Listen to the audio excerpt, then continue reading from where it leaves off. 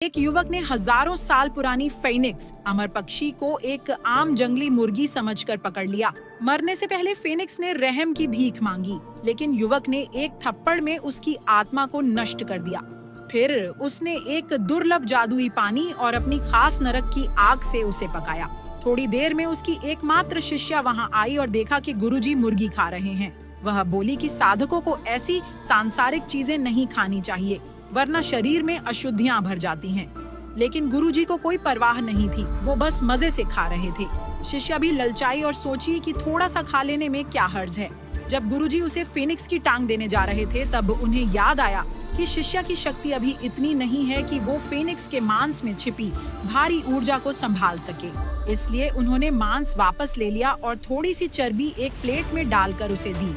साथ ही कहा कि बस हर दिन एक बूंद चाट लेना, इससे उसकी शक्ति बहुत तेजी से बढ़ेगी। लेकिन शिष्या को यह सब मजाक लगा और उसे गुस्सा आ गया। उसने वह चर्बी जमीन पर फेंक दी। तभी एक चींटी वहां से गुजरी और उस चर्बी की एक बूंद छू गई और उसी पल वह इंसान में बदल गई। उसे हजारों साल की शक्ति मिल गई और आकाश में अजीब घटनाएं होने लगी। जैसे ही बिजली गिरने वाली थी, युवक ने ऊबकर हाथ हिलाया और सब सामान्य हो गया। फिर उसने फीनिक्स की हड्डी को संभाल कर रख लिया ताकि जब शिष्या आगे बढ़े तब वो उसे दे सके। लेकिन शिष्या ने फिर सोचा कि गुरुजी पागल हो गए हैं। पहले चिकन की चर्बी दी और अब यह अजीब सी हड्डी। पर जब उसकी शक्ति 9वें स्तर तक पहुंची तो वही हड्डी उड़कर उसके साथ मिल गई और एक दिव्य शक्ति में बदल गई। शिष्या सोच ही रही थी कि गुरुजी ने उसे चिकन की हड्डी क्यों दी। तभी वो अचानक शक्तिशाली बन गई और उसकी वजह से पूरा महाद्वीप हिल गया। एक असली फेनिक्स की आत्मा आकाश में दिखने लगी, मगर युवक को इससे कोई फर्क नहीं पड़ा। वो आराम से बैठकर मछली पकड़ने लगा। लोगों को लगता था कि वो एक कमजोर साधक है, लेकिन असलियत में वह इतना ताकतवर हो चुका था कि इस दुनिया के 4 सबसे खतरनाक दैत्य भी उसके लिए खिलौनों जैसे थे, जिन्हें उसने एक छोटे से तालाब में बंद कर दिया था। उसने पता लगाया कि उसे आगे बढ़ने के लिए 5 खास लड़कियों को शिष्य बनाना होगा, मगर क्योंकि सब उसे बेकार समझते थे, कोई भी उसकी शिष्या नहीं बनना चाहता था। लेकिन इस साल की शिष्य चयन सभा में एक बेहद प्रतिभाशाली लड़की ने सबको हैरान कर दिया और जब सब उसे अपना शिष्य बनाना चाहते थे, तब उसने सबको छोड़कर उसी युवक को गुरु चुन लिया। असल में वह लड़की अपने पिछले जन्म में एक महान सम्राट थी, लेकिन उसे धोखा मिला और सब कुछ खोकर मर गई। मगर किस्मत ने उसे एक नई जिंदगी दी और वो फिर से जन्म लेकर अब एक साधारण लड़की बन गई। उसने सोचा कि युवक कमजोर है तो उसे शांति से साधना करने का मौका मिलेगा। उसे नहीं पता था कि उसका गुरु असल में कितना ताकतवर है, इतना कि वह खुद अपने पिछले जन्म के सामर्थ्य से भी ऊपर है। लेकिन कुछ पुराने गुरु जो उस लड़की की सुंदरता और शक्ति को देखकर उसे अपना बनाना चाहते थे, यह बर्दाश्त नहीं कर पाए। इसलिए उन्होंने सबके सामने उस युवक को चुनौती दे डाली। मुझसे पूछो तो ये आदमी एक नंबर का निकम्मा है। अगर इसके पिता संप्रदाय के मुखिया न होते तो इसे कोई नहीं पूछता। ये जो भी है अपने पिता की वजह से। हाँ, बिल्कुल सही कह रहे हो तुम। 10 साल से ये आदमी बस यहाँ वहाँ भटक रहा है। ये किसी से लड़ने के लायक नहीं है। निकम्मा कहीं का, बस बड़ी बड़ी फेंकता रहता है। सोफिया बेटा, तुमने क्या फैसला किया? देखो इस निकम्मे को, एक मुर्गा तक पकड़ नहीं सकता। ये तुम्हें क्या ट्रेन करेगा बेटा? माँ, आप घबराओ मत, मेरे पास एक प्लान है। मिस सोफिया, एक बार अच्छे से सोच लो, ठीक है? मैं तुम्हें बढ़िया तरीके से ट्रेन कर सकता हूँ, तुम्हें और हुनरबाज बना सकता हूँ और मैं इसकी गारंटी देता हूँ। तुम क्या चाहते हो? शायद तुम मेरा यकीन नहीं करते हो। मुझे किसी प्रकार की मदद नहीं चाहिए। मैं एक महारानी हूँ, मैं दुनिया पर राज करूंगी। मुझे ऊंचाई पर वापस जाने के लिए एक शांत माहौल की जरूरत है। कोई मुझे रोक नहीं सकता। तुम्हें यकीन है कि तुम मेरा साथ नहीं देना चाहते? बाद में मत कहना कि मैंने तुम्हें चेतावनी नहीं दी।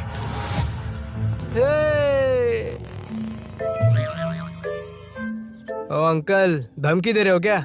वो भी मेरे सामने? हाँ, मैं ट्रेनिंग में माहिर हूँ और तुम एक नौसिखिया हो।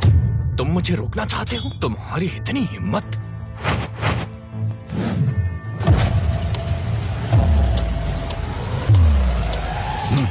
अगर तुम इससे अभी लड़ना शुरू करोगे तो लोग केविन की तरफ हो जाएंगे। हम इससे बाद में निपट लेंगे।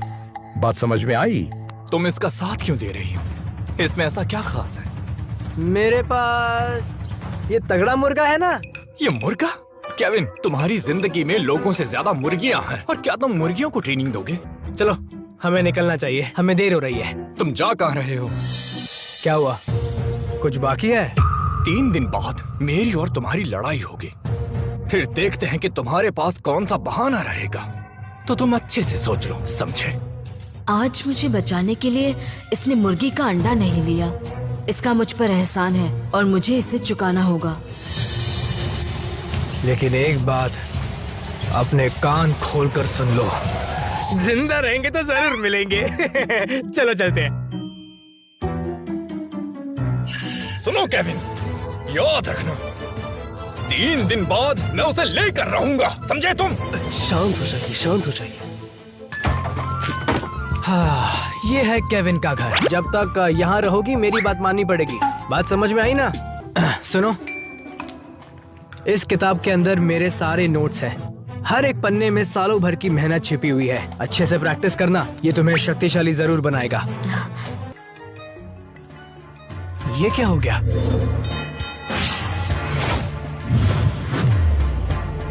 ये बात है, लगता है मेरी शक्ति और बढ़ गई है।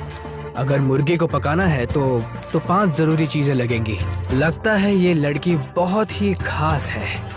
इसका मतलब मुझे बस और 4 चीजें चाहिए। पहले से थोड़ा सेक तो लूं। मेरी शिष्य नसीब वाली है, मैं जो इसके साथ हूँ।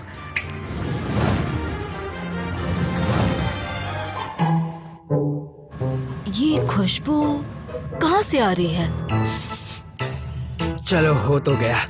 वैसे पकने में काफी वक्त लग गया। चिकन तैयार है, मैंने इसे खुद पकाया है। आ जाओ आ जाओ। नहीं, मैं ये नहीं खा पाऊंगी। मुझे ट्रेनिंग भी करनी है, ये शरीर के लिए अच्छा नहीं। और इसे देखो, पता नहीं कैसे चबा चबा के खा रहा है। ये खुशबू। चलो, मुर्गी का पंख आखिर मेरे कुछ काम तो आया। इसमें फीनिक्स का जादू है। कितनी अच्छी खुशबू आ रही है इससे। पता है मुझे कितनी मेहनत लगी है। मुझे क्या समझते थे? हाँ, चलो जाकर चाय पीते हैं। अरे ये यहाँ पर। गुरुजी, मेरा कमरा गंदा है, मैं आपको परेशान नहीं करना चाहती थी। मैं इसलिए नहीं आया हूँ सोफिया, मैं तुम्हें सजा देने आया हूँ। सजा देने? तुम एक मामूली इंसान हो और मुझे सजा दोगे तुम? गुरुजी, आप यहाँ से चले जाइए, वरना बिल्कुल भी अच्छा नहीं होगा। सोफिया, मुझ पर भरोसा रखो, इसमें ज्यादा वक्त नहीं लगेगा। जल्दी से ले जाओ। अगर मेरे करीब आए तो देखना। तुमने मुझे मारा? आत्मिक शक्ति को अपने अंदर बहने दो, उसे रोकना मत। बकवास बंद करो। अरे, ये क्या हुआ? अब समझी। जो सोने के बाल उसके हाथ में है, कहीं वही तो खजाना नहीं? इसका दिल इतना सच्चा कैसे है? भला ऐसे कैसे हो सकता है? लेट जाओ। जी गुरुजी। तुम्हें मजा आ रहा है कि नहीं? जी गुरुजी, और करो, और जोर से मारो, मजा आ रहा है। कमीने केविन, मैं तुझे छोड़ूंगा नहीं। तूने मेरी होने वाली बीवी को हाथ लगाया। तैयार हो जा। ये क्या मजाक है? हाँ, अब तुम ये देखो।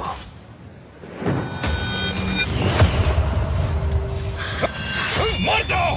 रुको। देखो पीटर, अगर तुमने मेरे गुरुजी को हाथ लगाया तो मैं तुम्हें नहीं छोड़ूंगी। सोफिया बेटा, तुम्हारा गुरु इंसान नहीं, ये एक दरिंदा है।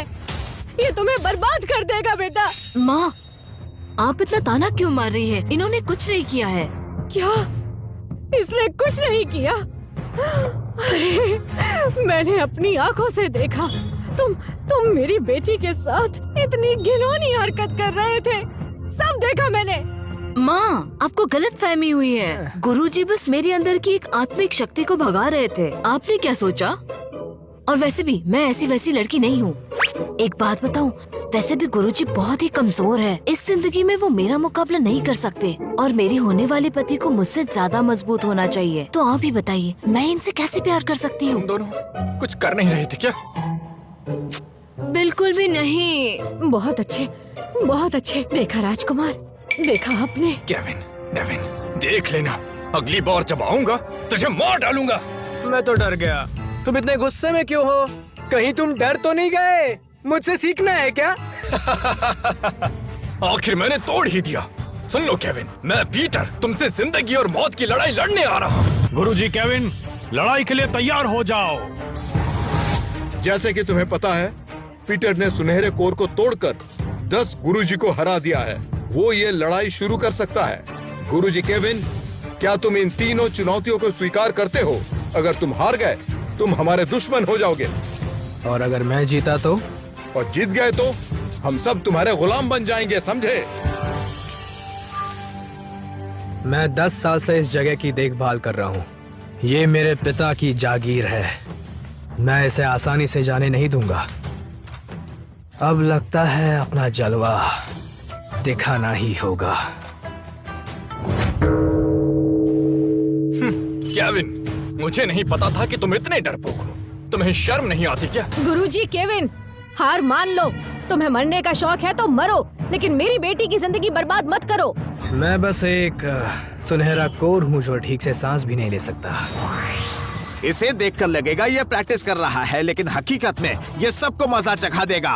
मैं तुम्हारे उस आश्रम को जला दूंगा और साथ में तुम्हारी यादों को भी बर्बाद कर दूंगा। फिर उसी जगह पर मैं अपना एक सुंदर सा महल बनाऊंगा। फिर मैं तुम्हारी उस प्यारी सोफिया को जिंदगी भर के लिए कैद करके रखूंगा, समझे तुम? भागो यहाँ से। उन्होंने गुरुजी से किया हुआ वादा तोड़ दिया है। ये किसी काम का नहीं है। ये अपना वादा कैसे तोड़ सकता है? वो गए काम से। अब तुम्हारी खैर नहीं।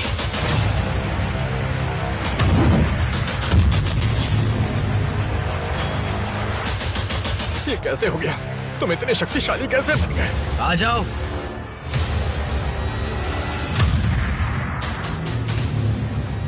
तुम लोगों ने मुझे हल्के में लिया था, अब देखना कैसे